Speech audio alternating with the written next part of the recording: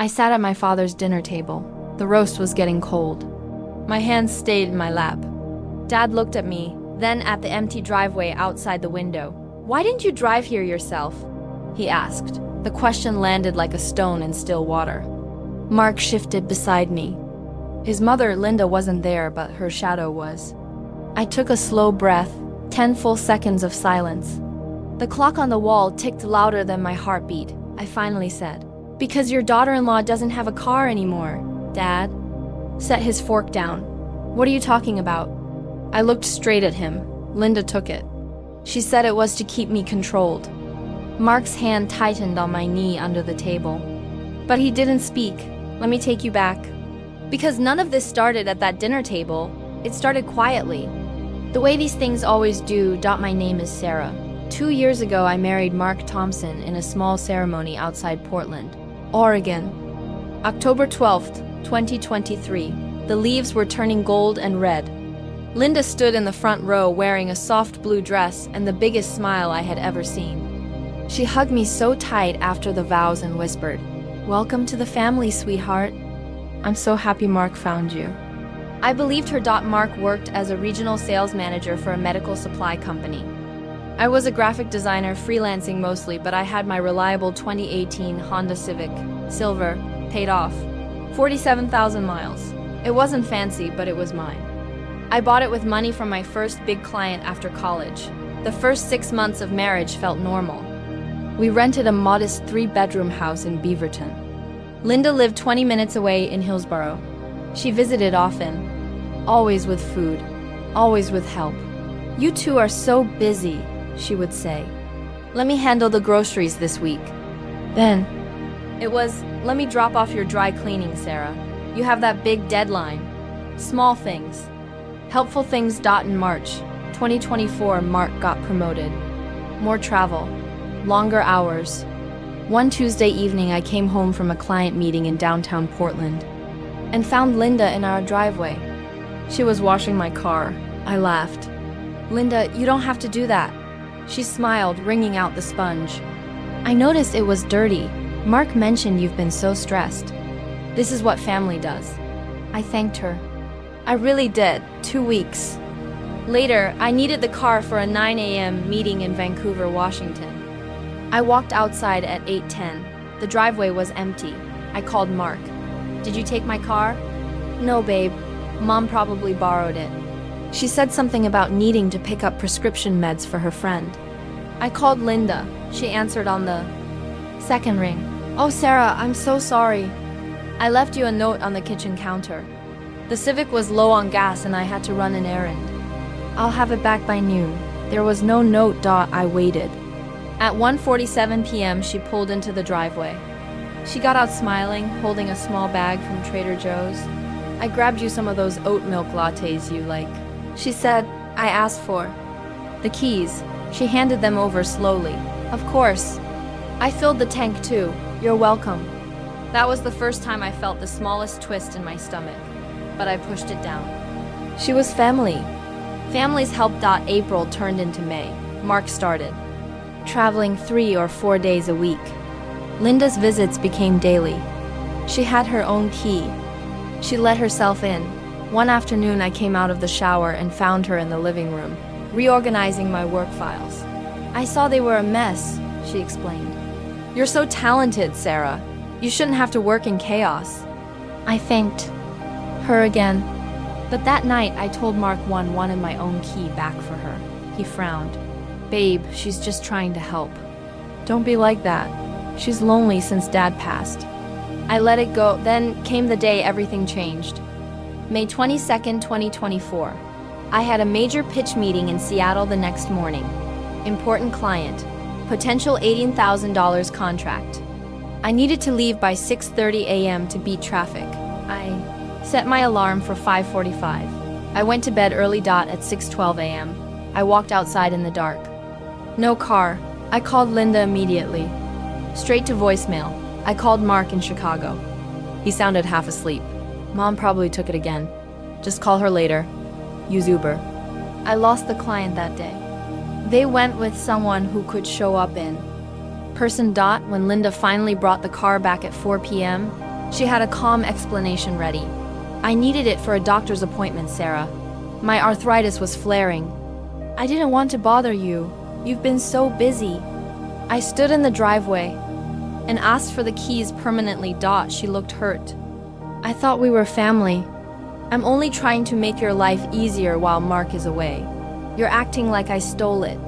Mark came home 2 days later. He sat me down on the couch. Mom's been crying all day. She feels like you don't trust her after everything she's done for us. I showed him the calendar on my phone. 3 times in the last month, the car had disappeared when I needed it. He sighed. You're exaggerating. She's helping. Maybe you should let her drive. You places. Save gas.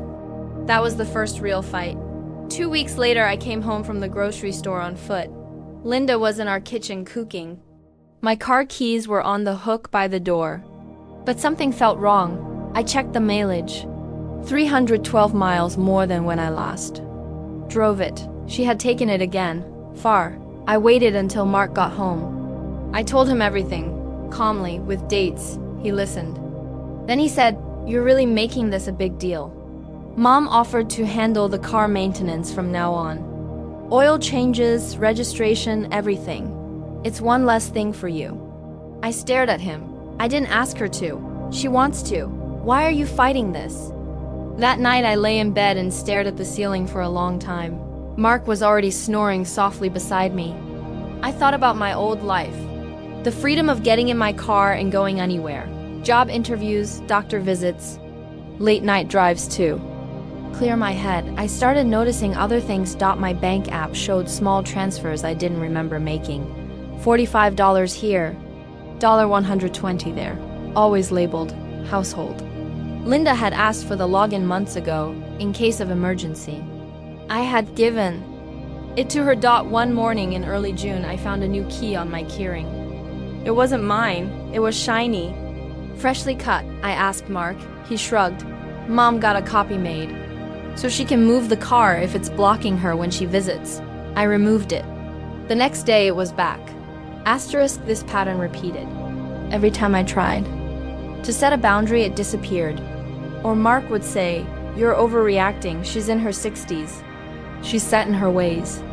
By the middle of June, I was barely leaving the house.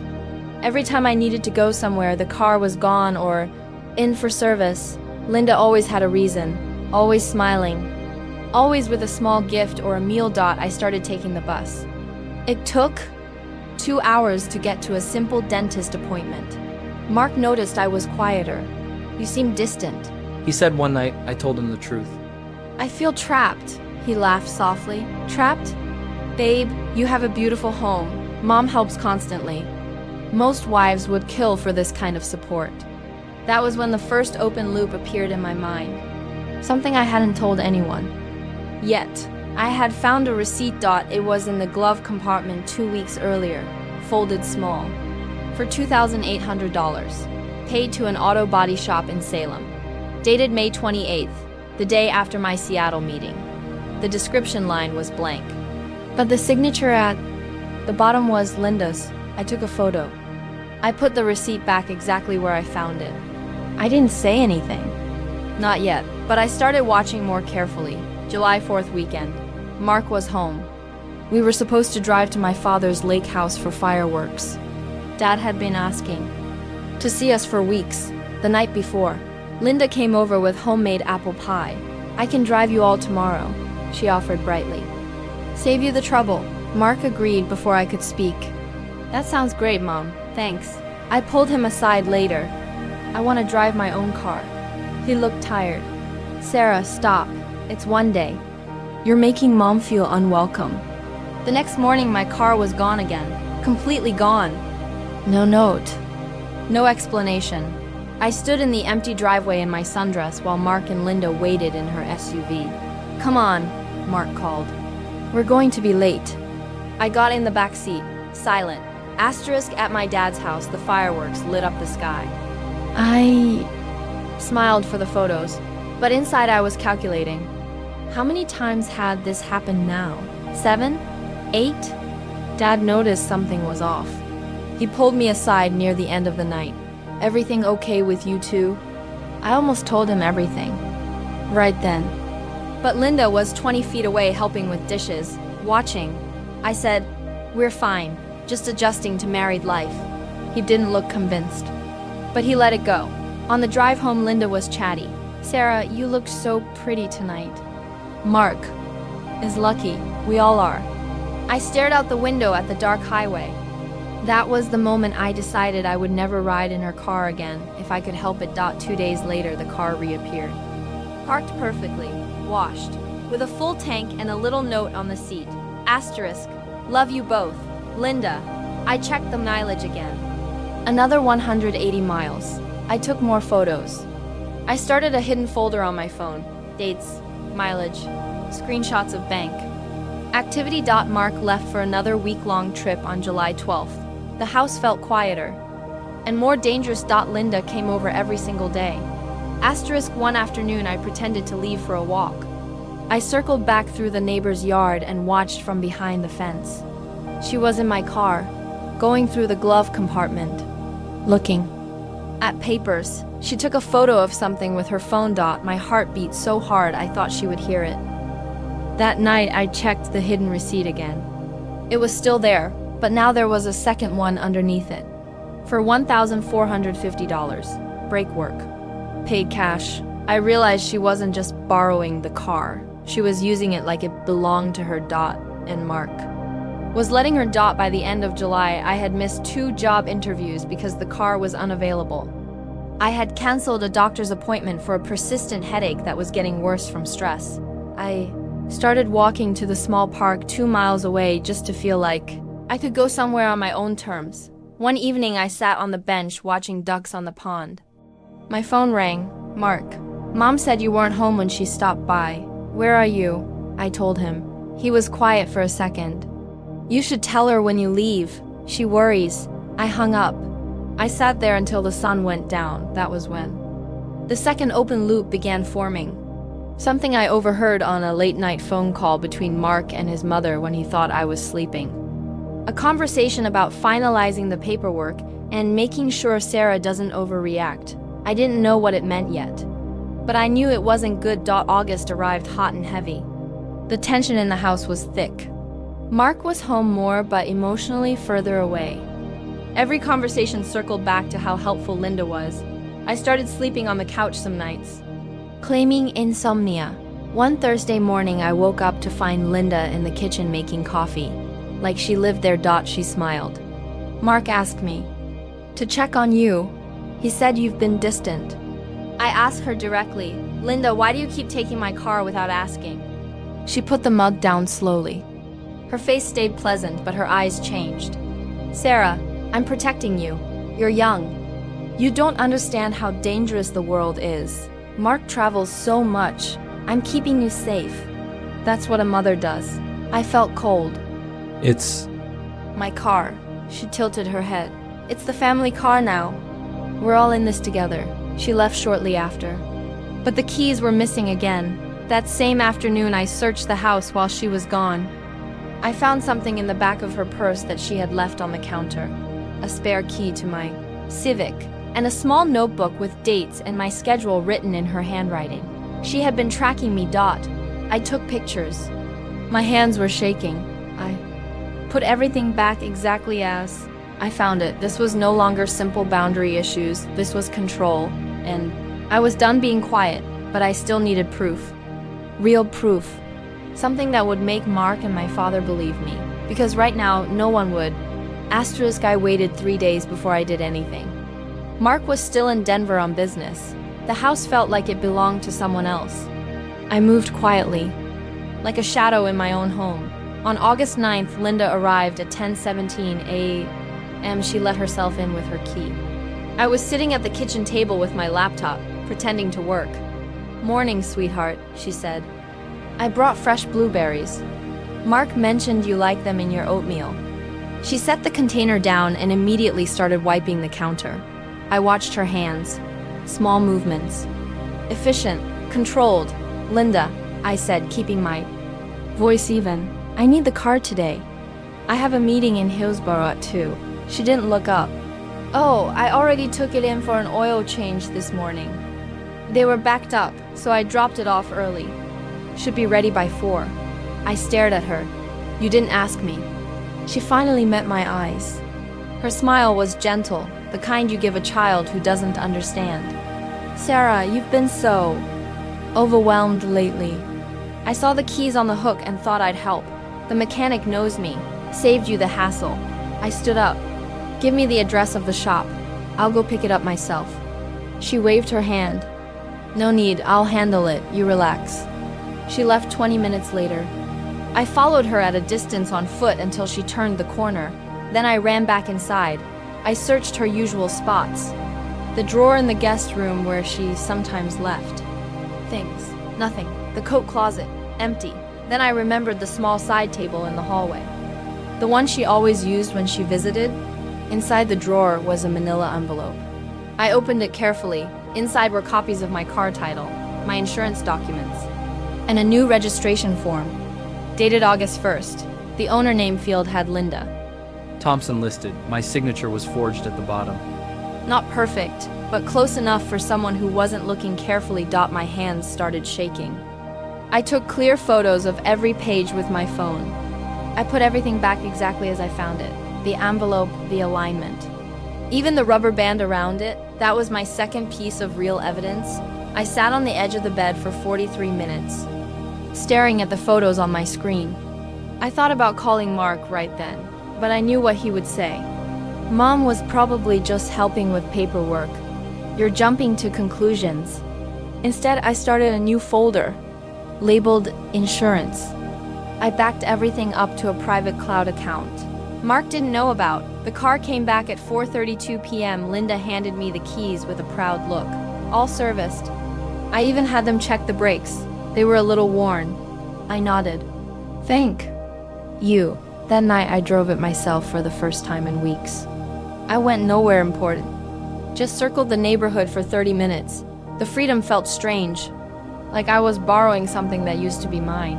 When I got home, Mark called from his hotel. Mom said you had a good day. Glad the car is running well. I almost told him. Instead I said, yeah, it's fine. The next morning I had an appointment with a new client in Beaverton. Potential steady work. I set my alarm. I checked the driveway at 7 a.m. The car was. At 7:40 a.m. I walked outside with my portfolio. The driveway was empty again. I called Linda voicemail. I called the mechanic she mentioned. They had no record of my car that week. By 10 a.m. I was pacing the living room. My client called. I apologized and rescheduled. They sounded annoyed. Linda brought the car back at 6:15 p.m. She looked tired. Long day running errands for the church group, she said. I hope you didn't need it. I took the keys without a word. I checked the mileage. 247 miles added. I waited until she left. Then I drove to a quiet parking lot near the library and sat there for an hour, documenting everything in a note. On my phone, dates, times, mileage differences. The forged registration, that was when the second open loop started to close in my mind. The late-night phone call I had overheard weeks earlier. I had woken up around 2. And one night in July, Mark was in the living room speaking quietly on the phone. Yes, Mom. The paperwork is almost done. Just need to make sure Sarah doesn't make a scene. She's been acting weird lately. No, don't worry. I'll handle her. The car is in your name now anyway. I had pretended to be asleep when he came back to bed. Now those words made perfect sense. I needed one more thing. Something undeniable. August 17th, Mark came home for the weekend. He was in a good mood. Big sale closed in Denver. Bonus coming. We went out to dinner, just the two of us. Linda offered to drive us. I said no. I drove my own car. At the restaurant, Mark ordered steak. I barely ate. Halfway through the meal, he said, Mom mentioned you've been distant. Everything okay? I put my fork down. Mark, your mother is taking my car almost every day. She forged my signature on registration papers. I have proof. He stared at me for 5 seconds. Then he laughed. A short, uncomfortable laugh. Sarah, come on. Forged. That's a serious accusation. I pulled out my phone. I showed him the photos. He scrolled through them slowly. His face changed, not anger, not shock. Something colder, calculation. These could be fake, he said quietly, or old documents. You know, Mom helps with all our paperwork. She changed the title to her name. He handed the phone back. We'll talk to her together, calmly. She's probably just trying to protect our assets since I travel so much. Protect our assets. The words sat heavy between us. We drove home in silence. When we pulled into the driveway, Linda was waiting. On the porch with fresh cookies. Welcome home, son, she said, hugging Mark tightly. She barely looked at me. Inside the house, Mark brought it up right away. Mom, Sarah is concerned about the car situation. Linda sat down at the kitchen table. She folded her hands neatly. Concerned? She looked at me with wide eyes. Sarah, if I've done something to upset you, please tell me. I only want to help. I listed the incidents, the missed meetings, the mileage, the registration papers. Linda listened without interrupting. When I finished, she sighed softly. Mark, remember, when your father passed, how careful we had to be with everything. I just wanted to make sure the car was properly insured under family. Sarah works from home mostly now. I thought it made sense for me to be the primary driver, for safety. Mark nodded slowly. See, babe, it's not malicious. It's practical. I looked at both of them. I never agreed to any of this. Linda reached across the table and patted my hand. Her skin was warm, her grip firm. You've been under a lot of stress. Maybe you. Forgot the conversation we had in June, when I showed you the forms. There was no such conversation. I pulled my hand away. That night, Mark slept in the guest room. He said he needed space to think. I lay awake staring at the ceiling again, counting the cracks in the paint. I had counted them 17 times since May. The next morning, Linda was back. She brought breakfast casserole. Mark sat with her at the table talking about his work trip. I stayed in the bedroom. Through the door, I heard her say, "She's young, she adjusts. We just need to be patient with her." Patient. I started looking for a lawyer that same week, quietly, on my phone while walking in the park. I found one in Portland who specialized in family and property disputes. I made an appointment for the following Tuesday, but I still needed the car to get there. On August 23rd, Linda took it again, this time for a church retreat. She said she'd be gone 2 days. I called my dad that evening. First time in weeks. "Hey kiddo," he answered. "How's married life treating you?" I almost told him everything. The words were right there, but Linda had mentioned my dad several times. How he was old school and wouldn't understand modern family dynamics. I held back. "Fine," I said. "Just busy." He paused. "You sure? You sound off." "I'm okay, Dad. Talk soon." I hung up. Another missed opportunity. While the car was gone, I searched the house more thoroughly. Mark was at work. Linda? Was supposedly at the retreat. In the back of her favorite sweater drawer in the guest room. I found the third piece, a small notebook, different from the one in her purse. This one had columns, my daily schedule, places I mentioned wanting to go. Notes like, Sarah wants to visit Seattle again, block if possible. And dollar amounts. $9,200, written next to my car's VIN number $9,200. I photographed every page. My stomach turned. I put the notebook back. I wiped the drawer handle with my sleeve, even though I knew it was probably unnecessary. That night when Linda returned. The car, she looked pleased with herself. "Beautiful drive," she said. The retreat was so refreshing. I nodded. I was already planning. The following Tuesday, I took the bus to the lawyer's office. 2 buses and a long walk. I arrived sweaty and determined. Attorney Rachel Kim listened carefully. She looked at all my evidence, the photos, the mileage logs, the forged registration. "This is classic coercive control," she said. "We can file for return of the vehicle. Possibly fraud charges, but it will get messy with your husband involved." I asked what my options were. Document everything. Consider separate finances, and prepare to leave if it escalates. I left her office with a clear list of next steps and a new sense of direction. When I got home that evening, Mark was waiting. "Where were you?" he asked. "No hello." "Out." "Mom said the car was here all day. So how did you get around?" I didn't answer. I went to the bedroom and closed the door. He followed. "Sarah, this has to stop.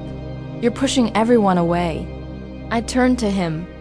"Your mother forged documents to take my car. She's tracking my movements, and you're defending her." He rubbed his face. "You're blowing this out of proportion. We're family. Families share things." That was the night, the third. Open loop started forming stronger. Something bigger was coming. I could feel it in the way Linda watched me now. The way Mark avoided eye contact. September 3rd.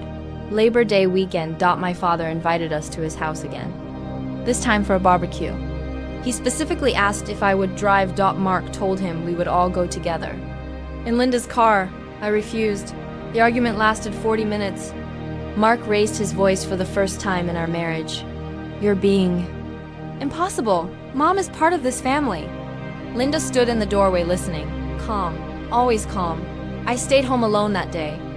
I used the time to copy more documents. I transferred money from our joint account to a new one I opened in my name only. Small amounts, nothing that would trigger alerts. $800 here, $1,200 there. I was building my exit slowly. Linda brought me leftovers that evening. She set them on the counter. "You missed a lovely time," she said. "Your father asked about you." I looked at her. "Did you tell him I'm crazy? That I'm imagining things?" She smiled sadly. "Of course not. I told him you've been having some anxiety." Perfectly normal for a new wife when the husband travels so much. She left. I threw the leftovers in the trash. 2 days later, I found the car gone again. This time, the glove compartment was empty. The hidden receipts were missing. She knew I had been looking. The game had changed. She was no longer pretending. Mark came home that night and sat me down. "Mom is worried about you. She thinks you might need to see someone, a therapist." I laughed. A bitter, short sound. "No, what I need is my car back. And for both of you, to stop treating me like a child." He shook his head. "This isn't working, Sarah. You've changed." I looked at him. Really looked. The man I married was gone. Or maybe he had never been there the way I thought. That conversation ended with him sleeping on the couch. I lay in bed making plans. Real plans. I had enough evidence now. Enough money saved quietly. Enough courage building. But I still waited. One more piece. One more undeniable fact. It came on September 12th. I woke up early. The car was in the driveway. Unusual. I went outside before Linda could arrive. I checked under the seat, in the trunk, then the spare tire compartment. There it was. A sales contract. Folded and tucked deep. My Honda Civic. Sold to a private buyer for $9,200 cash. Signed by Linda Thompson. Date: August 28th. The car in the driveway was the same model, same color, but it wasn't mine. She had replaced it with a similar one to keep up appearances. My real car was gone. Asterisk. I stood in the driveway staring at the replacement car, same silver color, same year model, but the VIN on the dashboard didn't match the one I had memorized months ago. The interior smelled different, cleaner, like it had been detailed to hide its history. My real car was gone. Sold for $9,200. I took photos of everything. The contract from the trunk, the VIN plate, the small dent on the passenger door that my original car never had. I sent copies to my private email and to the cloud. Then I went inside, locked the bedroom door, and sat on the floor with my back against the bed. I didn't cry, I just breathed in and out, counting each breath until my hands stopped shaking. Mark came home that evening. He saw the car in the driveway and smiled. "Looks good, right?" Mom had it detailed. I waited until he was in the kitchen pouring a glass of water. "The car in the driveway isn't mine," I said. He turned slowly. "What?" "She sold my Honda. This is a different one. I have a sales contract." Mark set the glass down hard. Water sloshed onto the counter. "Sarah, you're paranoid. Mom would never do that." I showed him the photos on my phone. He scrolled. His face went pale for a second, then hardened. This is doctored, or you're misunderstanding. Will. Talk to Mom tomorrow. He slept in the guest room again. I stayed up until 3 a.m. writing everything down in a new document. Timeline, evidence list, bank transfers I had caught, the forged registration, the notebook with my schedule, the sales contract. I saved it on a USB drive and hid it in my tampon box in the bathroom. The one place I knew Linda wouldn't search. The next morning, Linda arrived at 8:45 with fresh muffins. Mark told me there's some confusion about the car, she said sweetly as she arranged them on a plate. I thought it would be nice to upgrade a little. The old one had too many miles. Safety concerns. I stood across the kitchen island. You sold my car without my permission. Linda didn't blink. It's a family asset, Sarah. Mark and I agreed it was best. The money is in a savings account for household emergencies. You should thank me. Mark walked in then. He stood beside his mother, united front. Babe, Mom's right. You haven't been driving much anyway. This new one is better. I looked at both of them. I want the $9,200 transferred to my account today. Or I'm calling the police. Linda laughed softly, a gentle, pitying sound. Police? Over family helping each other? Your father would be so disappointed to hear that. The mention of my dad hit harder than I expected. I grabbed my bag and walked out. I took the replacement car because I had no choice. I drove to a coffee shop 10 miles away and sat in the parking lot for 2 hours, thinking. That was when I decided the dinner with my dad would be the moment. I would bring everything into the open. No more waiting. I texted my dad that evening. Can we come for dinner next Saturday? Just the 4 of us. I need to talk about something important. He replied immediately. Of course. Everything okay? I typed yes, and then deleted it. I left it on read. The week that followed was quiet on the surface. Linda still came daily. She watched me closer now. Mark canceled his next trip. He stayed home to help with things. On Wednesday, I had another appointment with attorney Rachel Kim. I took the bus again. I showed her the new evidence. We have a strong case for conversion of property and possible fraud, she said. But if you want to preserve the marriage, mediation first. If not, we file immediately. I told her I wasn't sure about the marriage anymore. She nodded like she had heard it many times before. I left with paperwork ready to file if needed. And a new bank account at a different credit union. I moved another $2,300 into it over the next days. Small transfers. UNOTICEABL Friday night. Mark tried to talk. Mom loves you, Sarah. She's just old-fashioned. Let's all sit down and work this out like adults. I looked at him. You mean let her keep controlling everything?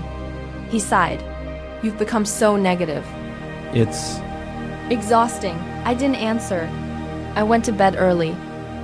Saturday morning arrived. October 5th, 2024. The air had that crisp fall bite. I spent the morning gathering my folder. Printed photos, timeline, bank statements, the sales contract copy, the notebook pages. Everything in a plain manila envelope. Linda insisted on driving us to my dad's house. Mark agreed. I didn't fight it. I wanted them comfortable. Off guard, we arrived at 5:30 p.m. Dad had grilled salmon and roasted vegetables. The table looked warm, familiar. The same oak table I grew up eating at. Dad hugged me tight. You look tired, kiddo. I am, I said quietly. We sat down. Linda chattered about the beautiful drive. Mark talked about his latest sales numbers. I ate slowly, waiting for the right moment. It came after dessert. Dad poured coffee. So what did you want to talk about? He asked, looking at me. I set my spoon down. I looked at Mark, then at Linda, then back at my father. Linda took my car months ago. She sold it without telling me, for $9,200. She forged documents. She's been controlling my movements for almost 6 months. The room went silent. Dad frowned. Sarah, what? Linda placed her hand on her chest. Oh dear, this again. Sarah has been struggling with anxiety. We've tried to help. Mark nodded. Dad, it's not like that. Mom was helping with the car while I travel. I pulled out the envelope. I spread the papers across the table, one by one. Here's the forged registration with my signature copied. Here's the mileage logs. Here's the sales contract for my Honda. Here's the notebook where Linda tracked where I wanted to go so she could take the car first. Dad picked up the sales contract. He read it slowly. His face changed. Linda started speaking fast. Those are private family papers. Sarah has no right to go through my things. Dad looked at her. You sold her car? Linda smiled, that same gentle smile. It was for the best. The money is safe. Sarah wasn't using it responsibly anyway.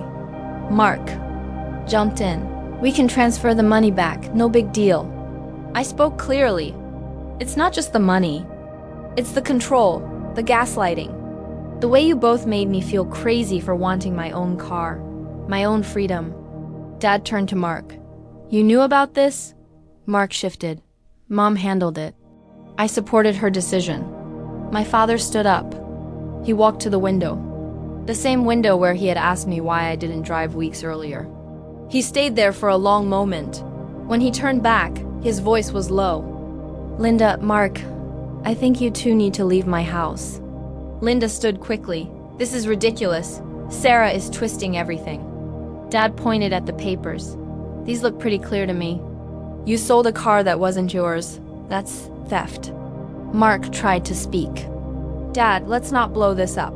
I stayed seated. I watched them. Linda's mask slipped for the first time. Her eyes showed real anger. She turned to me. You ungrateful little girl. After everything I did for you, cooking, cleaning, helping, while Mark worked, I met her eyes. You did those things to control me, not to help.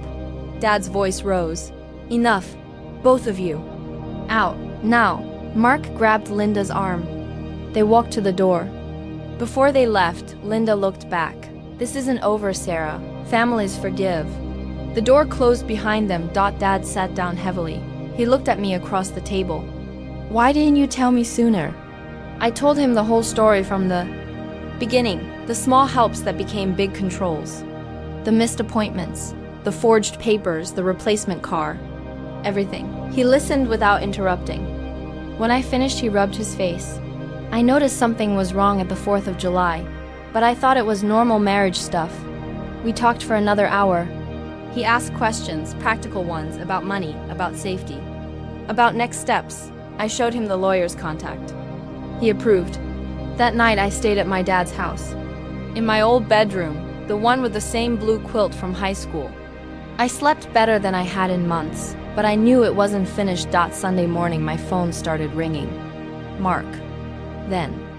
Linda, then Mark again. I didn't answer. Dad made pancakes.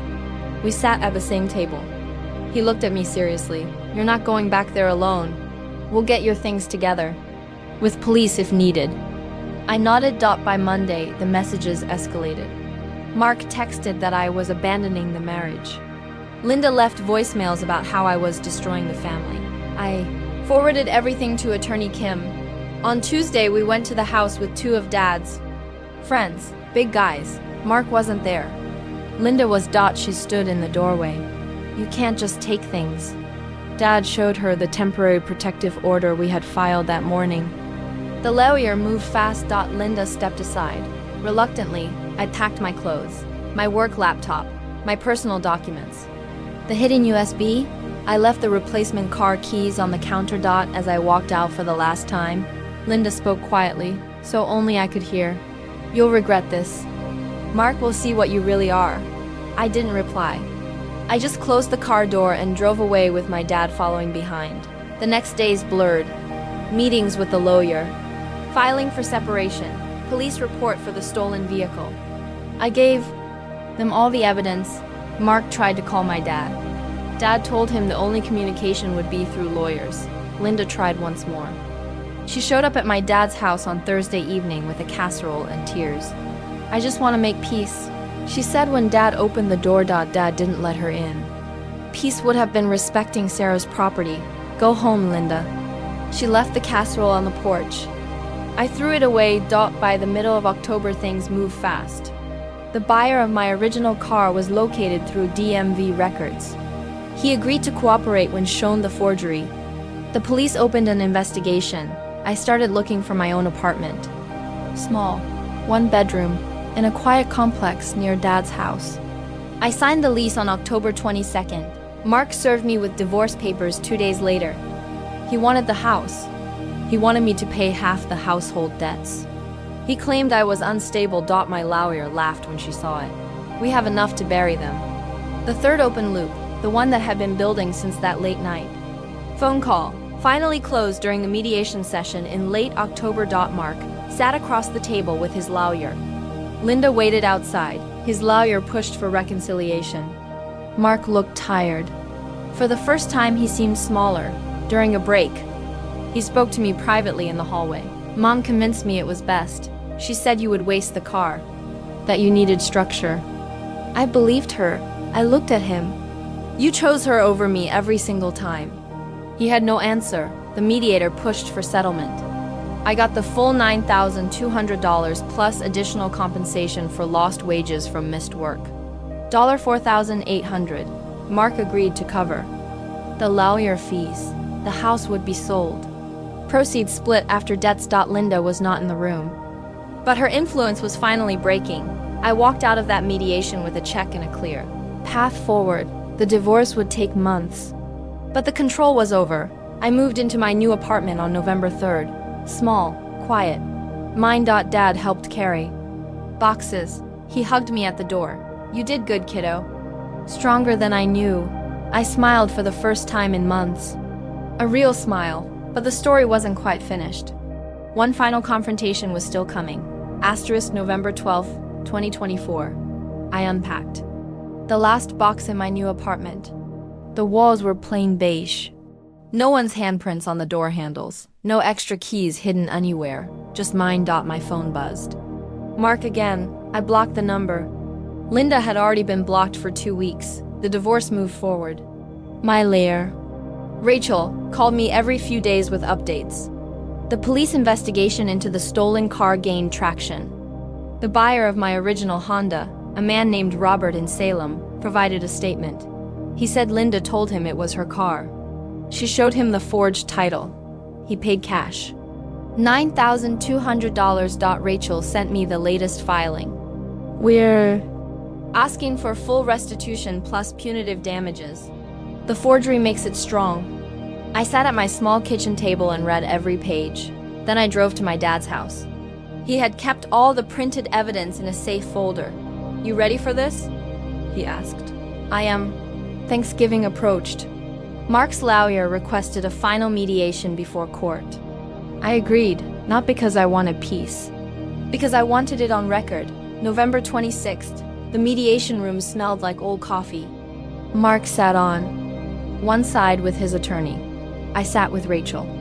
Linda waited in the hallway. She wasn't allowed in. Mark looked thinner. His eyes avoided mine. His lawyer started. My client is willing to split the house proceeds 50-50 and move on amicably. Rachel slid a folder across the table. Here's the updated police report. Forgery, theft by conversion.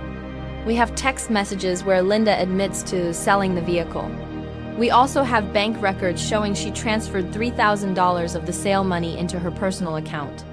Mark's face went white. Mom said it was for family expenses.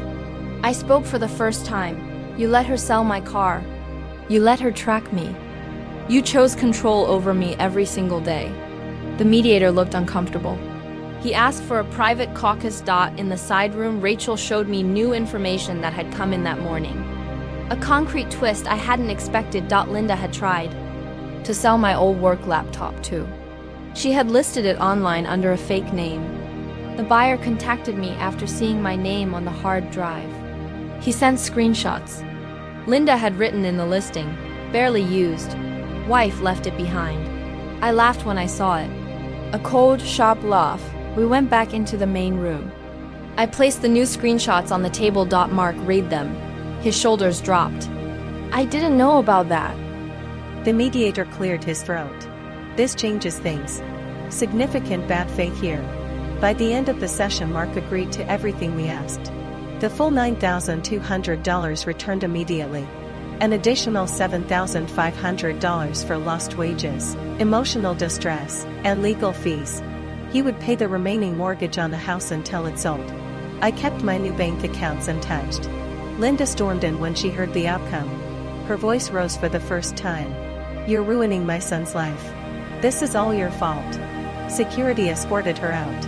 I walked out of the building into the cold Oregon air. Dad waited in the parking lot. He hugged me without saying anything. We drove to a diner and ordered pie. No celebration. Just quiet relief. December 18th. The house sold faster than expected. My share after everything came to $41,000. I put most of it into a savings account. The rest bought a used 2022 Toyota Corolla. Blue. Paid in full. In my name only. No one else had the keys. I drove it home on Christmas Eve. Snow dusted the roads. I stopped at my dad's for dinner. Just the two of us. He gave me a small gift. A new Cayenne. Simple silver. Engraved with the word free. I cried then. Real tears. The first in a long time. Mark tried one last time in January. He showed up at my apartment complex. I saw him from the window. I called the police non-emergency line. They escorted him away. A no-contact order was added to the divorce decree. Linda faced her own consequences. The DA pursued the forgery case.